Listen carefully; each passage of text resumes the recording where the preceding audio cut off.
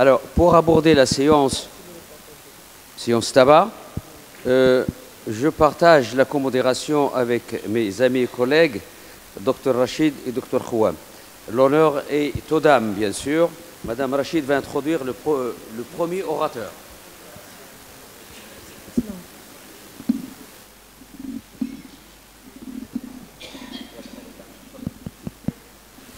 Oui. Merci. Je tiens à remercier mes chers maîtres et mes chers amis pour d'avoir assisté à notre congrès de l'AFMAPAD dans sa 22e édition. Et sans plus tarder, je donne la parole à mon maître, monsieur le professeur Moulay Hichem Afif, pour nous parler du sevrage tabagique comme approche thérapeutique négligée. À vous la parole.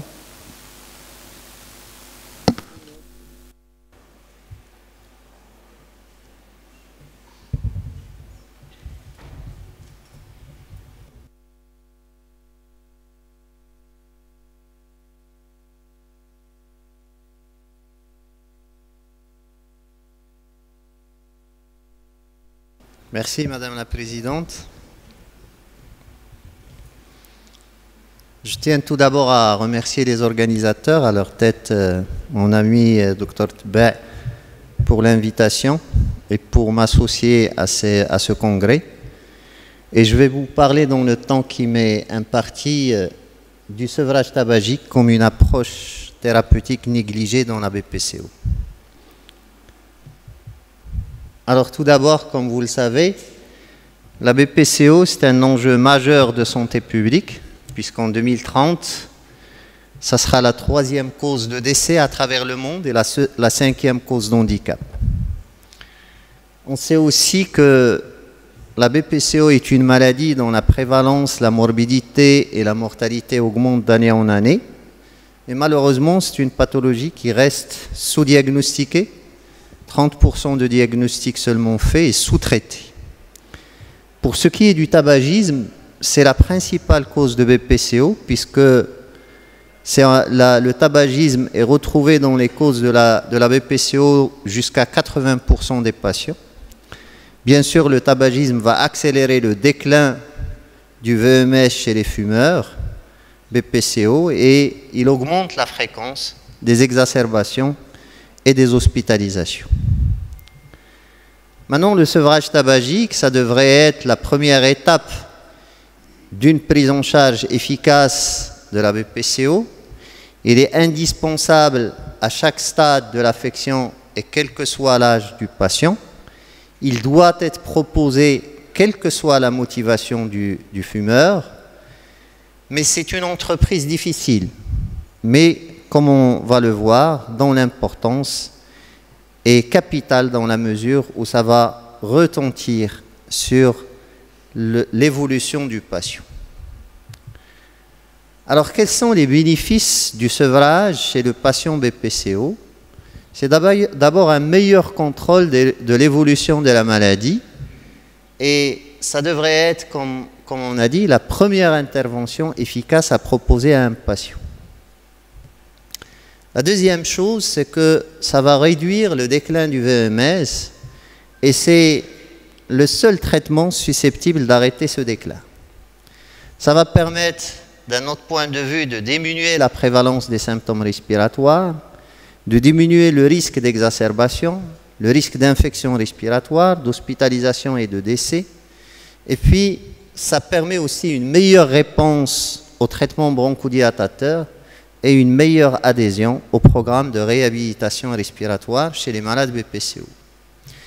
Alors, dans ce qui me reste comme temps, je vais vous parler successivement de l'épidémiologie de la BPCO et du tabagisme, du profil du fumeur atteint de BPCO, et enfin, on va parler du sevrage tabagique chez le fumeur BPCO.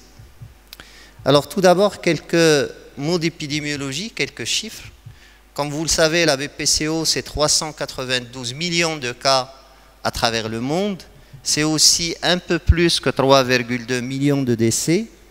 Et puis la BPCO, c'est 74,4 millions d'années de vie perdues en raison soit des décès prématurés, soit des années vécues avec une incapacité. Et puis enfin, donc comme vous le savez, la BPCO, les 3/4 des cas de BPCO vont survenir dans des pays à revenus faibles ou intermédiaires.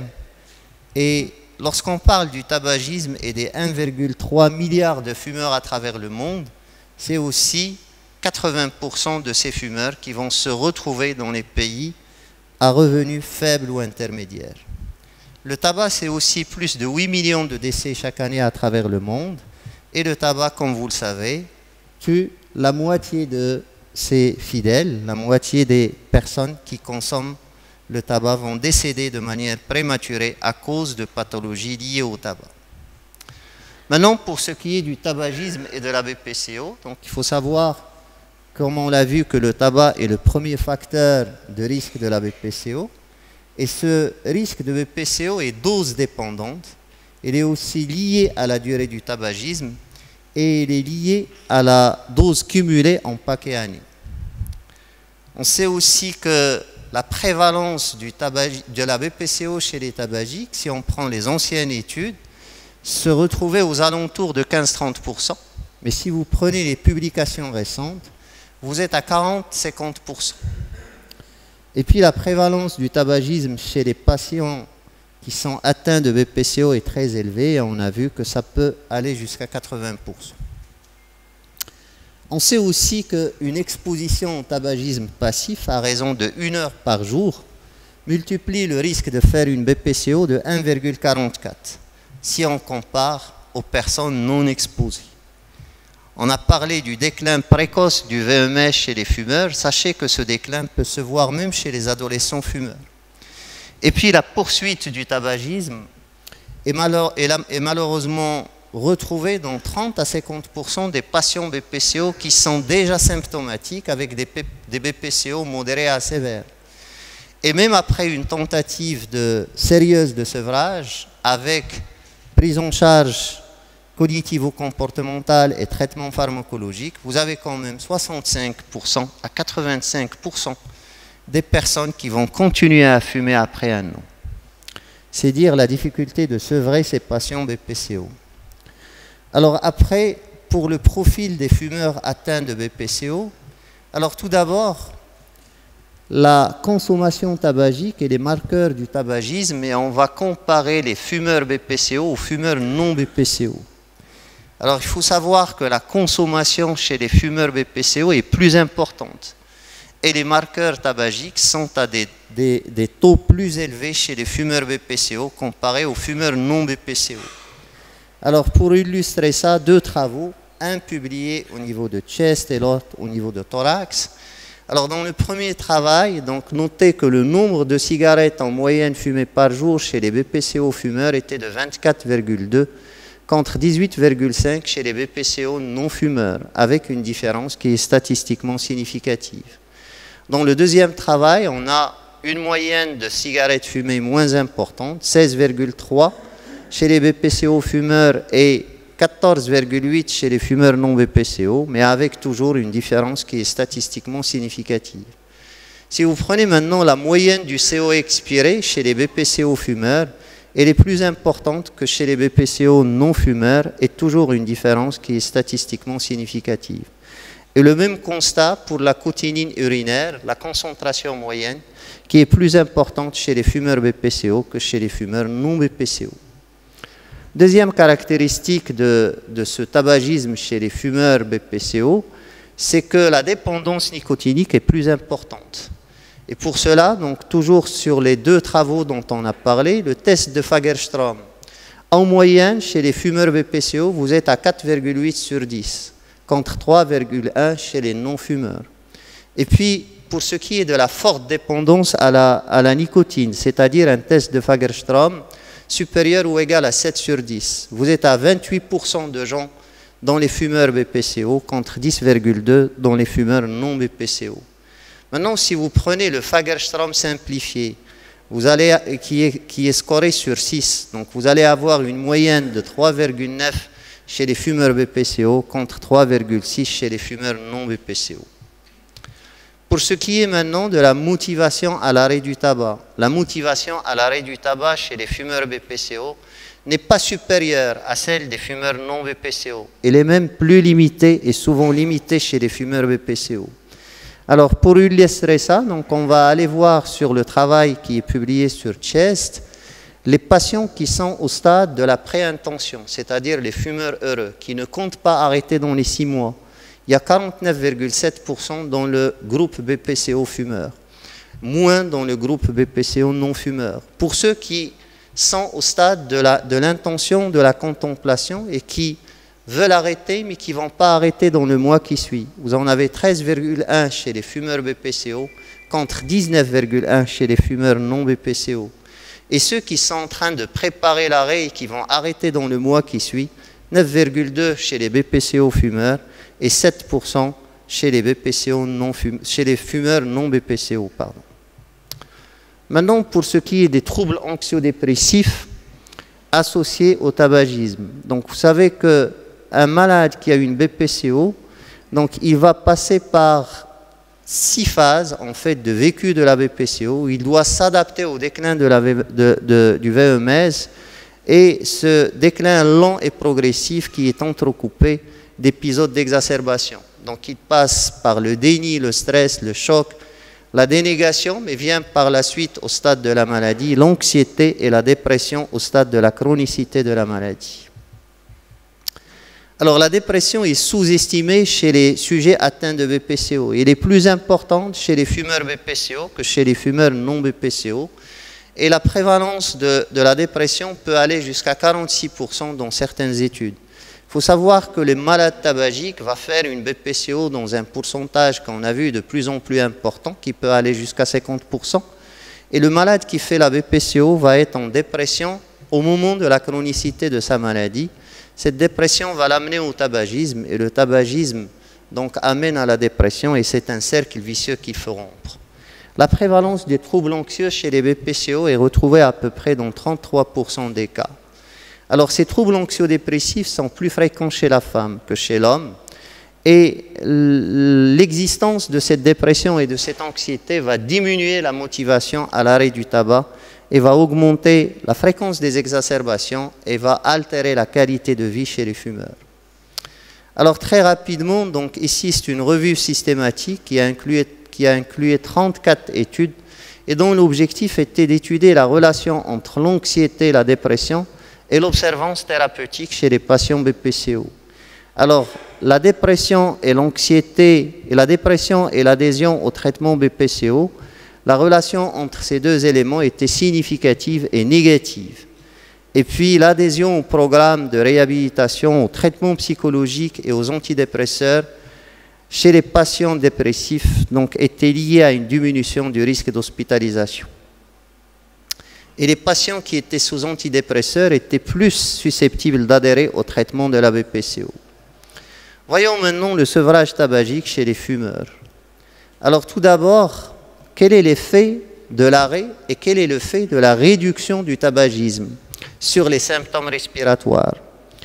Alors, dans cette étude de Kanner, publiée donc, il y a longtemps, mais qui est très intéressante, c'est un essai multicentrique, randomisé et contrôlé, sur à peu près 6000 patients avec BPCO légère et modérée. À la fin des 5 années, la prévalence des symptômes respiratoires, que ce soit la toux, l'expectoration, les sifflements thoraciques et la dyspnée, était significativement diminuée dans le groupe intervention, là où il y a eu l'intervention pour le sevrage, en comparaison avec le groupe témoin.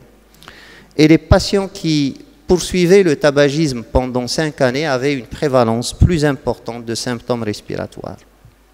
Et cette amélioration des symptômes se voyait déjà la première année après le sevrage. Maintenant, une autre étude de Tashkin, donc, qui est publiée en 2011, c'est un essai randomisé en double aveugle, varenicline contre placebo, chez des patients BPCO. Donc il y a une amélioration significative des symptômes respiratoires chez les sujets qui ont arrêté de fumer à 3 mois, comparativement à ceux qui ont continué à fumer. Et cette amélioration se poursuivait à 6 mois et à 1 an. Dans cette autre étude, donc, qui a comparé séances de groupe et traitement substitutif nicotinique et simple conseil, la différence était significative à 1 an pour l'amélioration de l'expectoration dans le groupe intervention. Alors maintenant, quel est l'impact de l'arrêt et de la réduction du tabagisme sur les EFR? Bon, à travers ces 3 études, donc on va noter que lorsque le malade BPCO arrête de fumer, il améliore son VMS, il améliore aussi le déclin de la fonction respiratoire, que ce soit à 1 an ou après. Maintenant, sur la mortalité, donc l'arrêt et la réduction du tabagisme sur la mortalité. Donc, ce qui est noté, c'est lorsque on a un arrêt complet du tabagisme comparé à la poursuite du tabagisme, donc l'effet sur le risque d'hospitalisation était diminué lorsque le patient arrêtait avec une diminution significative. Par contre, la réduction du tabac, même s'il dépasse 50% de la quantité consommée, n'amenait pas de diminution significative de risque. Donc, pour résumer cette partie, seule une réduction très importante d'au moins 85%, pour ne pas dire arrêt complet, permet une légère augmentation du VMS. Par contre, la réduction de la consommation ne diminue pas le risque d'hospitalisation. Il n'a pas été démontré que la réduction du tabagisme est associée à une réduction de la mortalité par rapport au maintien de la consommation. Maintenant, très rapidement, quels sont les facteurs qui sont prédictifs de l'arrêt chez les patients BPCO?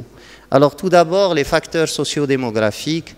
Donc essentiellement dans ces facteurs, le niveau de vie, l'âge plus élevé, le niveau d'éducation plus élevé et le niveau socio-économique élevé, donc étaient des facteurs qui permettaient un succès plus important.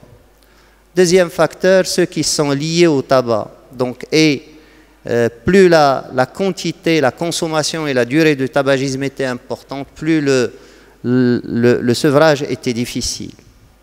De même que la dépendance à la nicotine. Des facteurs qui sont liés aux maladies, plus le malade a de comorbidités, plus il y a des symptômes graves, plus il y a de chances d'arriver au sevrage tabagique.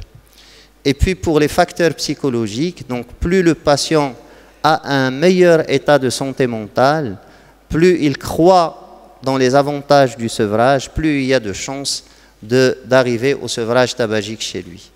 Pour ce qui est des autres facteurs, c'est les facteurs liés à l'environnement et au réseau interpersonnel et les facteurs qui sont liés au comportement, notamment est-ce que le patient fait une activité physique, est-ce qu'il a baissé ou arrêté sa consommation d'excitants, notamment de café, et il faut savoir que l'oisivité n'encourage pas les patients à arrêter de fumer.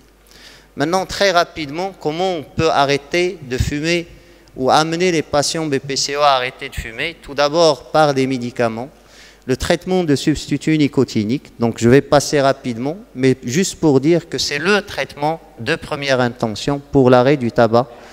La varenicline vient par la suite, et puis le bupropion comme antidépresseur. Et puis il y a les thérapies cognitivo-comportementales qui visent à donner les moyens aux personnes pour modifier leur comportement. Et puis c'est une intervention qui se fait avec la participation active du patient. Et ça permet d'augmenter les chances d'arrêt lorsque c'est associé au traitement médicamenteux. Alors, si on veut comparer maintenant l'aide comportementale et les médicaments, à travers cette méta-analyse de la Cochrane Library, et qui a inclus ces études et qui avait pour objectif d'évaluer l'efficacité des interventions comportementales ou pharmacologiques de sevrage, ou les deux chez les fumeurs atteints de BPCO. Donc il en ressort que, comparé au placebo, lorsqu'on associe les thérapies comportementales et cognitives au traitement de substituts nicotiniques, donc on a beaucoup plus de chances d'arriver au sevrage tabagique. Toujours donc, pour comparer l'aide comportementale et les médicaments, donc ici, à travers cette méta-analyse, le but c'était de classer l'efficacité des interventions de sevrage tabagique pour les patients atteints de BPCO, et il en ressort en fait que les interventions cognitivo-comportementales associées au traitement, soit bupropion, soit au traitement de substituts nicotiniques, donc faisaient mieux que les interventions comportementales seules. Alors pour synthèse, il faut associer les médicaments de sevrage aux interventions comportementales de forte intensité et qui sont plus intéressantes que lorsqu'il y a des interventions comportementales de faible intensité.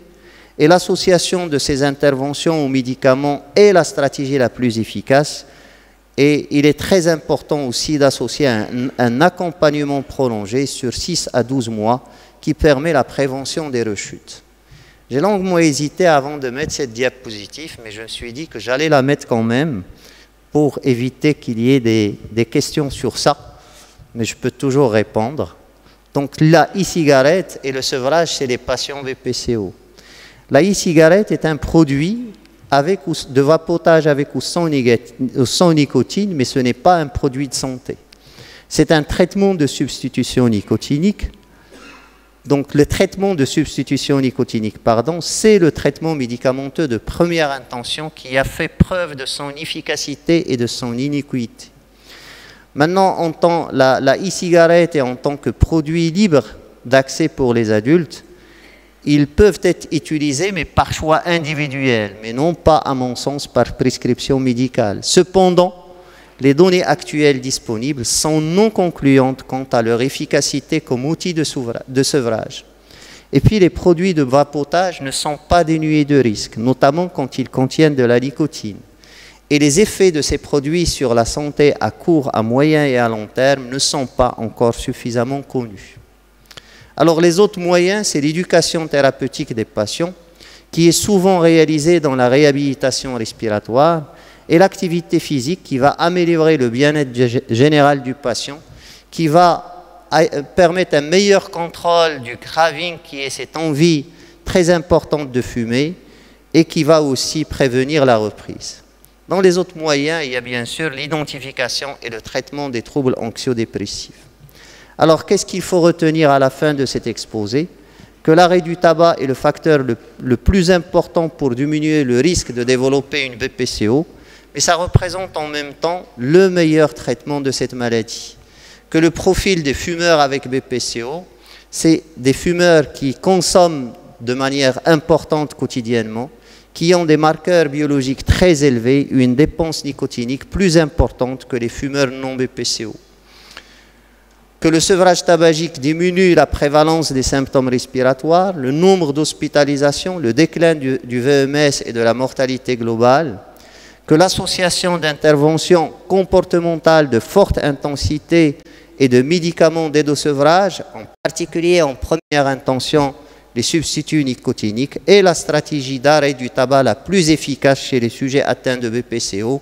Et enfin, un accompagnement prolongé, 6 à 12 mois en général, permet une meilleure prévention des rechutes et je vous remercie.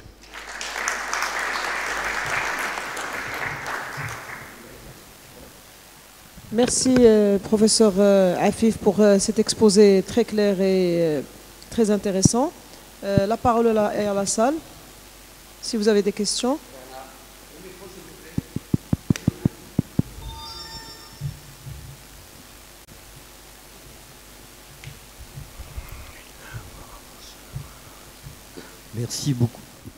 Merci beaucoup Hicham pour ce diaporama est tout à fait complet. Juste une petite question par rapport aux habitudes marocaines.